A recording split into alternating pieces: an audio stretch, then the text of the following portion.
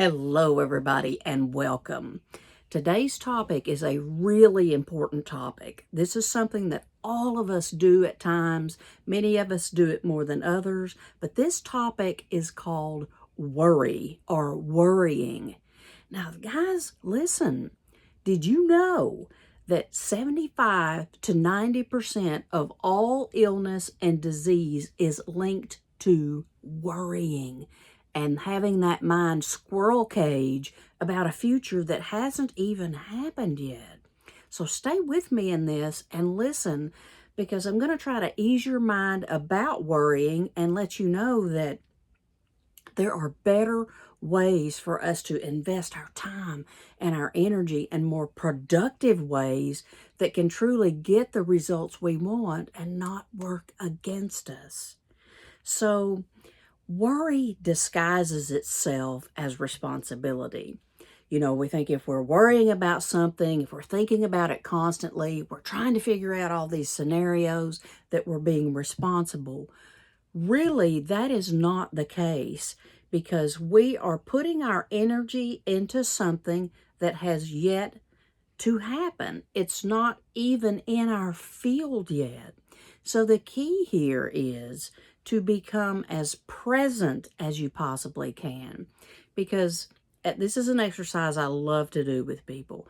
You know, when you're sitting around and you're worrying about something, and it can make you feel terrible, as you all know. It can really make you feel bad to be so worried and stressed about something. If you will take a moment and come back to the present moment, if you will put your hands over your heart and you will breathe for a moment, just breathe and remind yourself, what you'll see is really everything in this moment is okay. It really is okay. And so many times it's better than okay. But you have to bring yourself back to the present moment to even see this, to even see it. So worrying is it's a problem is what it is. It's addictive. When we worry about things constantly, it becomes a habit. And it becomes an addictive thing that our mind, our ego mind, thinks is productive, and it is so not productive. It is exhausting. And it takes away positive energy and fuel that you could be putting into your life and into other things to make you far more magnetic, to pull in the things that you want and not push them away from you. So worrying does not prepare you for something. It paralyzes you. It keeps you it blocks you from being able to receive downloads, guidance, divine guidance, and information, because your mind is so busy. When you can still the mind just for a few minutes at a time, just increments is what I'm talking about. If you can catch yourself beginning to do this hamster wheel of worrying, and you can tell yourself, no, this hasn't even happened yet. It may never happen. And if it does happen, I might be okay. What if I'm okay? You have to spin this thing, because worry, I have family members and friends that I tell them, I say, you're just worrying yourself to death. And there's a lot of truth to that. You know, when you could be having so much more joy, because worry is really, it's a fear-based illusion is what it is. And we create it. We create it. I had a friend, I was sitting outside with her just a few nights ago, and she was talking to me. I was worrying about something. I was stressed. So I had walked outside to have some alone time. And I was followed out by a friend that really needed to talk. And so we ended up talking, and it was about this very phenomenon. And some of the things that I'm telling you right now is what I told her.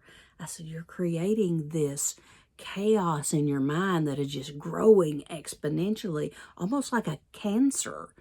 And it may not even come to be. And if it does, think about it. All the things that you've worried about in your life, even if they did happen, you moved through it. You moved through it somehow. You pulled together resources and you moved through it. And we do. We move through these things.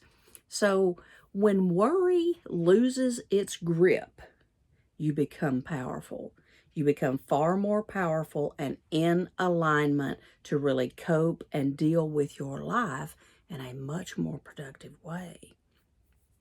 So worry is an illusion of control. It is totally an illusion. You are far more in control if you can catch major worry patterns when they begin. You are far more in control if you can say, oh no, you're not going to take over my mind today. You're not going to ruin my day. I'm going to come back to the present moment and I'm going to focus on something else. I'm going to enjoy my cup of coffee. I may do my journaling. I may walk outside into the beautiful sunshine. I may go outside for a little bit and just sit under the stars and have a peaceful moment. These moments are where the magic is. These moments, because you are totally shutting out that noisy mind. And every time you do this, every time you take a step to become present, it becomes easier the next time. And it is rewiring your mind not to worry so much. So every time you catch it and you can come back to peace, remember, it's like you're building a muscle. You truly are building a muscle to make this easier and easier and easier. So when you stop reacting from fear and you're responding from this place of peace, everything in your life shifts. You will be happier. You will be calmer. Your heart rate will be lower. This anxious feeling of anxiety begins to diminish. Like it goes from 90% down to 10% or lower. Now, wouldn't that feel good? Okay. And, guys, I'm talking to you about something that I absolutely understand from my own life. And as much as I know about all of these things, and these are the things that I teach other people too, I fall into this pattern on occasion and I have to rope myself back in and get in that space of alignment. And then I feel so much better. And you will too, as you practice these things that I'm talking about here.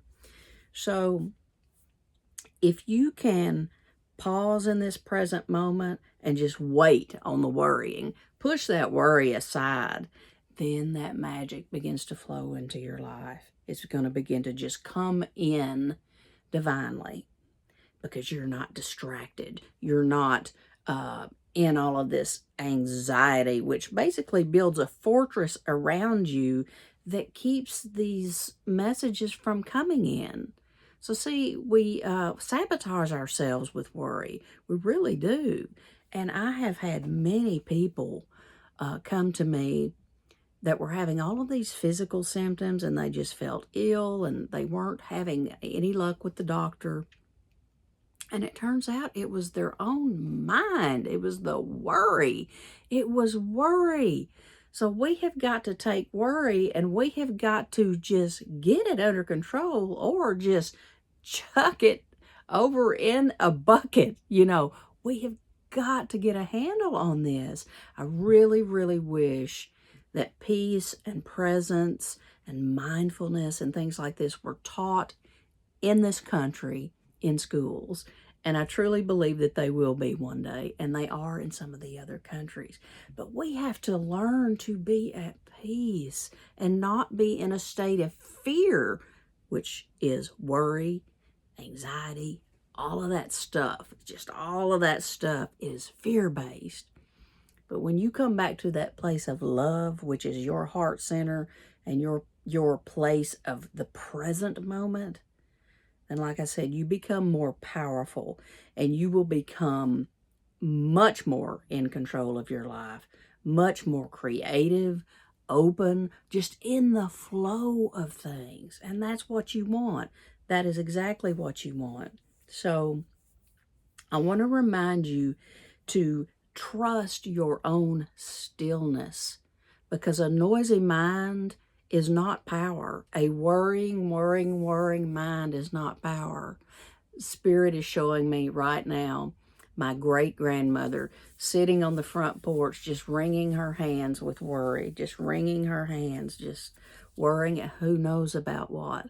And that pattern has come through the generations in my family, and all of us females especially do this. And so I am one of the pattern breakers, and I intend to attempt to break this pattern no matter what it takes, because I want people to feel free from this. We do it to ourselves. We do it to ourselves, guys. So stand in your power, become aware, and try to set yourself free from this. And all it takes is becoming present, and many times just getting your hands a bit busy with something else. Just something else. You have to consciously shift this. You have to consciously shift it. And when you do, then you've become powerful. Worry does not make you powerful. It does not make you in control of your life.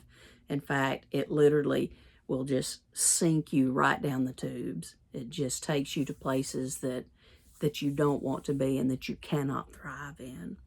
So I encourage you to begin to try to catch these cycles when they begin. Try to catch this, and just remember how detrimental it truly is to your health and your happiness. Your happiness. We deserve happiness. It's our birthright. So I wish you the happiest day that you can possibly imagine. And I wish you the best luck with all of this. And I want to hear about this. I want to hear about this from you.